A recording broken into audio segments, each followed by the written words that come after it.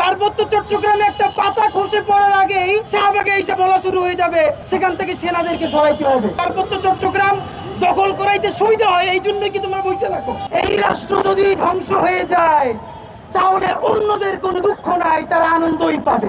আমরা তো আর শাহবাগী না, আমরা তো শাহবাগ তন্ত্র কায়েম করব না। বাঙ্গু বুদ্ধিজীবীটা যে আছে, এই বাঙ্গু বুদ্ধিজীবীটাকে চোখে আঙুল দিয়ে এক্সপোজ করার কাজটা ইনকিলাব মঞ্চ একটু হলেও করতে পেরেছে।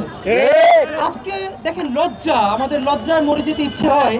এই যে পাশে ঢাকা বিশ্ববিদ্যালয়, বাংলাদেশের ঢাকায় আপনি দেখবেন যে কোনো ঘটনা প্রমাণিত হওয়ার আগেই বাংলাদেশের কোনো মন্দিরে বা আমাদের মাইনরিটির কোনো কোথাও যদি ষড়যন্ত্রকারীর একটা টোকাও দেয়, সেটার প্রমাণ হবার আগেই 133 জন বুদ্ধিজীবী যুগলবন্দি কলাম লিখে চেপে দেন। শাহবাগে জাদুঘরের সামনে এসে একজন থেকে শুরু করে যতজন হয় তার প্রচন্ড কথা বলেন, এবং এটা তো বলা দরকারও আমরা মনে করি যে এই যে বুদ্ধিবৃত্তিক লড়াইটা তো দরকার। কিন্তু আফসোস কি দেখেন, আমরা তর্কের খাতিরে ধরেও নেই। আমরা তো আর শাহবাগী না, আমরা তো শাহবাগ তন্ত্র কায়েম করব না। আমার যে খুনি সেও যদি বিকারগ্রস্ত হয়, আমি বলতে চাই যে এটা আদালতকেই প্রমাণ করতে হবে যে সে বিকারগ্রস্ত, তার উপরে তার বিচার করতে হবে। দেখেন এই যে প্রত্যেকটা ঘটনা ঘটার সাথে গত 15-20 বছরে মন্দিরে হামলা, পূজার সময় হামলা বলার চেষ্টা করা হয়েছে, এখানে ধর্মপ্রাণ মুসলমানরা করেছে। আপনারা লিখে রাখেন, একটা মিডিয়াও আজকে বলতে পারবে না হাসিনার আমলে যতগুলো মন্দিরে হামলা করা হয়েছে, পূজার উপাসনালয়ে হামলা করা হয়েছে, বলা হয়েছে ধর্মপ্রাণ মুসলমান আব্দুল গফুর, আব্দুল করিম, আব্দুল রহিম কোরআন শরীফ রেখে এসেছে মন্দিরে গিয়ে। পরবর্তী একটা তদন্ত কমিটিও এইটাকে সত্য বলে প্রমাণ করতে পারে না এবং করেও নাই। এবং এই যে সর্বশেষ পার্বত্য চট্টগ্রামে আমরা দেখলাম, যেখানে এই যে ধর্ষণের কথা বলে বাংলাদেশে পুরো মানে কি অদ্ভুত ব্যাপার, পার্বত্য চট্টগ্রামে একটা পাতা খসে পড়ার আগেই শাহবাগে এসে বলা শুরু হয়ে যাবে সেখান থেকে সেনাদেরকে সরাইতে হবে। কেন?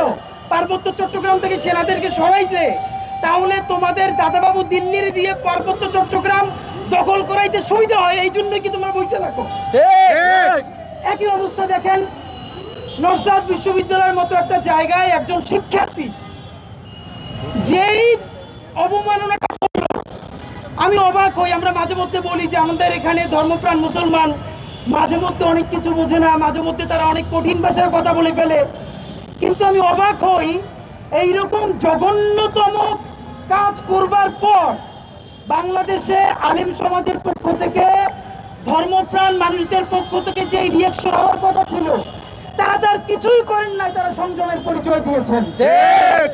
এবং দেখেন ইনকিলাব মঞ্চের অবস্থাটা কি কঠিন। আমরা প্রত্যেকটা এইরকম বিপদে আগে আমাদের ধর্মপ্রাণ মুসলমানদের হাতে পায়ে ধরে বলি, ভাই প্লিজ, আলিফ ভাইকে যখন হত্যা করা হয়েছে প্লিজ বলেছি আল্লাহর ওয়াস্তে আপনারা সংযত থাকেন। এইরকম প্রত্যেকটা ঘটনায় বাংলাদেশের মুসলমানদেরকে আমরা সংযত থাকতে বলি। আপনারা বলেন এইরকম সংযত থাকতে থাকতে কোনো একদিন যে তার ধৈর্যের বাঁধ ভেঙে যাবে না, তার নিশ্চয়তা কে দিবে?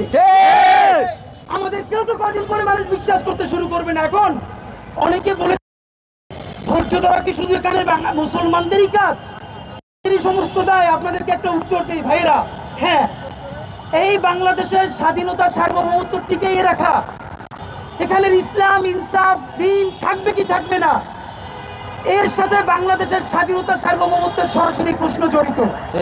বাংলাদেশের স্বাধীনতা সার্বভৌমত্ব অক্ষুণ্ণ থাকলে পরেই এখানে ইসলাম থাকবে, এখানে ইমান থাকবে, এখানে মুসলমান থাকবে। আর যদি এখানে স্বাধীনতা সার্বভৌমত্ব ধ্বংস হয়ে যায় তাহলে বন্ধুরা আমাদের কাশ্মীর হয়ে যেতে 3 দিনের বেশি সময় লাগবে না। তাই এই রাষ্ট্র টিকিয়ে রাখার দায়িত্ব যেহেতু সব থেকে বড় দায়িত্ব মুসলমানের, সে পরিবারের বড় ভাই হিসেবে তাকেই সব থেকে ত্যাগটা স্বীকার করতে হবে। আমাদের আর কিছু করার নাই ভাইয়েরা। আমরা যারা পরিবারের বড় সন্তান, আপনারা জানেন ওই পরিবারের অক্ষুণ্ণতা ধরে রাখার জন্য তারই ব্যাপার ত্যাগ করতে হয়। এখানের মুসলমানরা হইল বাংলাদেশ নামক রাষ্ট্রের সব থেকে গুরুত্বপূর্ণ স্বাধীন সার্বভৌম সন্তান। সুতরাং তার বাঁচাই রাখার জন্য তারাই বারবার ত্যাগ করতে হবে, কারণ এই রাষ্ট্র যদি ধ্বংস হয়ে যায় তাহলে অন্যদের কোনো দুঃখ নাই, তারা আনন্দই পাবে। দেশে দেশে সবার সাথে দ্য নিউজ।